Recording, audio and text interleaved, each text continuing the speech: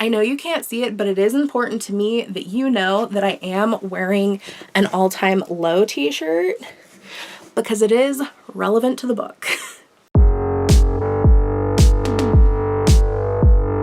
Hey, what's up you guys? My name is Amber, welcome to my channel, and today we're going to be talking about The Wicked Truth, Book 1 in the Wicked series by Pru Schuyler. This video is not monetarily sponsored, however, I did receive an advanced digital copy of the book in order to review and feature on my social channels. Before we get too far into the review, I do want to preface this with a trigger warning. The book itself does actually come with a content and trigger warning as well, but this review and the book itself does very heavily revolve around the topic of sexual assault. So if that is something that is liable to bother or trigger you in any way, please have extreme discretion while watching the rest of this review or reading the book. That being said, for the most part, the topic is broached fairly respectfully and tastefully, especially seeing as the author herself is a survivor of assault. So she does have firsthand experience. And 10% of the book sales do go to the organization RAINN. So if you like to prioritize doing good with the purchases that you make, this is definitely one way to do that. On a less heavy note, I did want to mention that the book itself does actually feature a playlist at the very beginning. The author does include a list of all of the songs that the book was written to and suggests listening to the playlist for yourself while you read for the best reading experience. I went ahead and curated a whole Spotify playlist featuring all of the songs that are mentioned in this playlist if anybody wants to go ahead and check it out for themselves. And I listened to it while I was reading. Most of these songs were pretty new to me, so I was not previously familiar with them. And to be honest, I'm still not particularly familiar with them because I kept the volume on very low, so it was just like a slight background ambiance. I don't actually know what most of the lyrics are, so I don't know how relevant to the book they are, but I did think that that was a very unique inclusion and something that I've definitely never seen before. So it was a very, very interesting concept, especially as somebody who enjoys books that involve music in some way. I've actually, curated playlists based on books before, so it was really, really cool to have one directly provided for you. The book does follow the primary character Stella a year after she was raped by her boyfriend on prom night, and it follows her as she has to find herself again and rebuild her life, making new relationships in a new town. Stella is finally starting to recognize herself again when she makes the horrifying discovery that her newfound best friend Brooke has also been assaulted, except she doesn't know by who. And she also doesn't know that Stella now knows. So Stella finds herself risking everything to try and find Brooke's assaulter and give her the justice that she wasn't able to give herself. The perspective of the book does switch between flashbacks of the past as well as the present, and with these past flashbacks we are able to piece together the story of Stella's assault. As for some of my own thoughts about the book,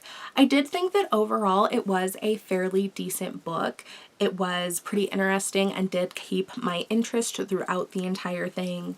I would say that it is definitely a young adult type read, as all of the primary characters featured are in high school, and it does very much read like a high school young adult book with a little bit more adult topics. It is a good age range to be discussing these kinds of topics with, because unfortunately it is a very, very tragic reality that a lot of underage people are faced with, and having stories where you are able to have some of that relatability or, able to sympathize with people who have had experiences different than your own, I think is really, really important. And something that definitely needs to be destigmatized and talked about more. Throughout the book, I feel like the depictions of panic that arise from different triggers or loss of control is incredibly realistic and pretty accurately written and depicted. We primarily see this from the perspective of Stella, who very frequently has panic attacks when she is unexpectedly triggered, to the memories of her assault. And I feel like the way that they're written is fairly realistic. As somebody who also experiences anxiety and does experience certain triggers and certain panic responses, I can definitely say that it does have some merit to how it feels. Within the book, Stella does meet a boy named Cade, and Cade comes in as this new person and potential romance, and in my own opinion, from how I read it, I feel like he is a bit arrogant and pretentious and just cocky in a way that's not really attractive, but Stella is into it, so like whatever works. I just feel like the way it's depicted is it shows like obviously Stella has her past where she has her unfortunate history with her ex-boyfriend, who was obviously like super fucked because he was an assaulter, and obviously like piece of shit, fuck him. But then they try to show Cade as like the antithesis of that kind of, and as like the potential of like what people can be like.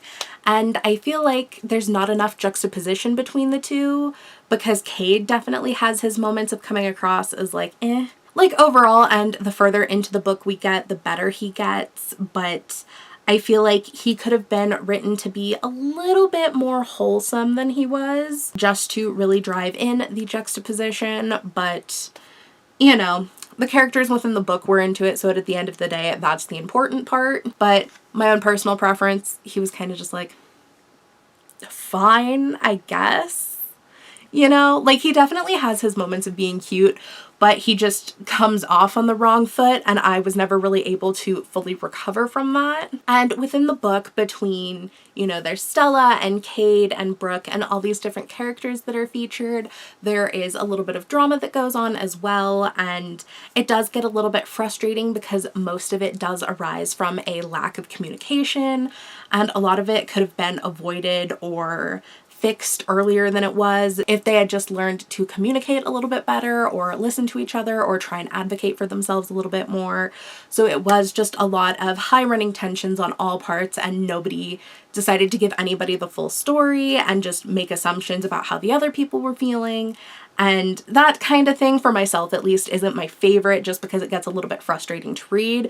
But I do absolutely understand that that adds to the drama, and that that's something that like a lot of people are super into. So, you know, that's your own preference. I do think that some of the relationships that are had within the book, particularly the friendship with Stella and Brooke, are pretty wholesome and, you know, kind of cute overall.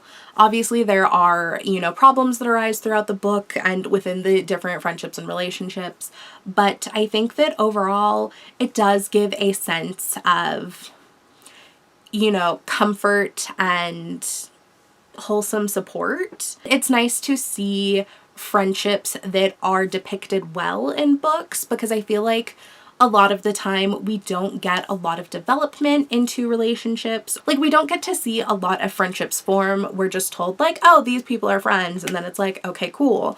And you have to read on the assumption that they're already good friends. So it's fun seeing the development of that and actually getting to see it develop a little bit. With that being said, I do think that they could have stood to have a lot more development, especially because the timing of the book felt a little bit odd to me. While reading it, it feels like the events take place over a couple of weeks, but within the book we find out that it actually takes place over a couple of months. But then realistically, based on what happens within the book, it should have taken place over at least a year.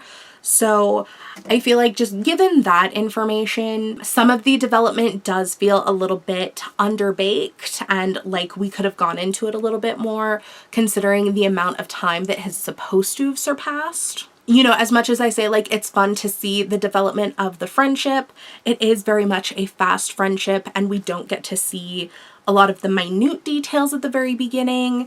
It's kind of just like, oh, they're put together and they're friends, which I know absolutely contradicts me saying that it's fun to see them develop, but like it's not a complete lack of development. I just think that we could have stood to have seen more, especially for the time blocking of the book. And the book wasn't particularly long, so we definitely could have stood to have seen it a little bit longer. One primary issue that I did have with the book was the way in which Stella and certain people that she brings on to her team go about trying to discover who Brooke's assaulter was. There are definitely elements of it that do feel a little bit campy and potentially distasteful. You know, instead of being treated like this serious thing, it does definitely have moments where it kind of feels like, let's solve a mystery, gang.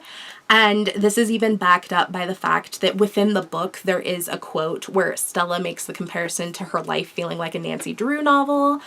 And I feel like that's just a little bit juvenile for the context and content that we're going for. But at the same time, I could also see the book translating really well as a TV series, similarly in style to something like 13 Reasons Why. And as I say that, do note that I have only seen the first season of that show. I haven't seen 2 or 3 or however many seasons there are, because I do know that the further along that show gets, like, it gets very, very questionable. And as many issues as I do have with that particular TV show, it does have a lot of entertaining elements, and I think could have been a really good show had it been done a little bit better and with mental health a little bit more of the primary focus. So similarly to that, I think that this book does have the potential of being translated into a TV series similarly to that, and would have the potential of doing really well, especially with, you know, for how campy and, you know, questionable some of the practices within the book are. I do think that it has a lot of entertaining elements and redeeming factors in the rest of the book that don't necessarily, you know, that don't let it be a bad book. There are just a few things that prevent it from me saying like, oh, it's a fantastic book, but it's definitely a really good book. One other minor issue that I did have that I wanted to mention is by no means like a major plot device. I'm trying to figure out how to explain this without spoiler warnings. So let's just say, like, one of the characters that needs to be brought to justice has the potential of that happening, but it's referenced like there's some people who are telling the truth of their stories, and in a throwaway line, it's referred to them ruining the other person's life. And I did take a huge issue to that because, like, obviously, if you're just telling the truth of what somebody else did, like, that whatever consequences that that person gets for whatever they did isn't ruining their life. You know, whether somebody makes the decision to come out about something or not doesn't negate the fact that the person chose to do what they did and should face consequences for that. So that line did particularly irk me, but it wasn't like a major thing, and I don't think it was intended to come across quite how it was. I think it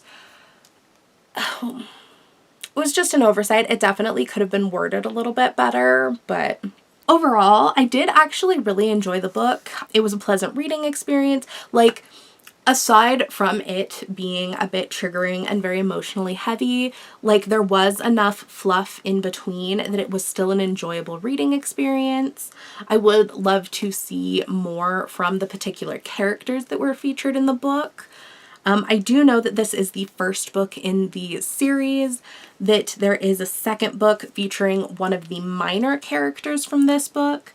So I'm not sure how many of the other primary characters from this one are going to be featured in the second one, but I would love to at least see them mentioned and get a little bit more development in future installments. And I am very, very curious to see where the story goes from here, because the way this story ended did feel fairly concluded, especially because we did have an epilogue of a 1 year later type of thing that made things feel very